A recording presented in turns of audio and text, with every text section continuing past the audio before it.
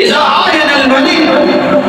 موت کا فرشتہ نظر آنے سے پہلے پہلے توبہ ہو، پھر وہ توبہ اللہ ذو الجلال قبول کرتے ہیں۔ وَلْتَخَلِ السَّاقُ بِالسَّاقِ، جب پگڑی پگڑی کے اوپر چڑھ جائے اس وقت توبہ قبول نہیں ہوتی، اس سے پہلے پہلے توبہ قبول ہوتی ہے۔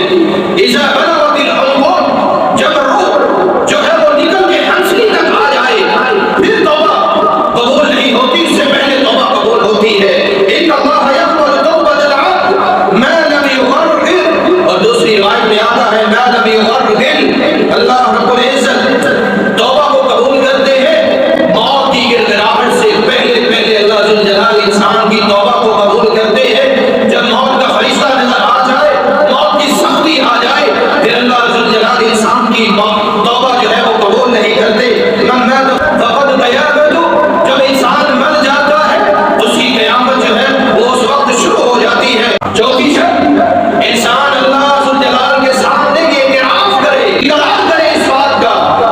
ان العبد اذا تاب ثم تاب تاب اللہ علیہ، جب بندہ یہ اعتراف کرتا ہے کہ اللہ مجھ سے یہ گناہ ہو گیا، یہ غلطی مجھ سے ہو گئی، تو ہی معاف کرنے والا ہے اور تو توبہ کو قبول کرنے والا ہے، اللہ ذو الجلال اس شخص کی توبہ کو قبول کر لے۔ اور چھٹی شرط، العزم الا یعود فیہ، انسان دوبارہ ارادہ کرے کہ آج کے بعد دوبارہ گناہ نہیں کروں گا، شرمندگی محسوس کرے کہ دوبارہ گناہ نہیں ہوگا،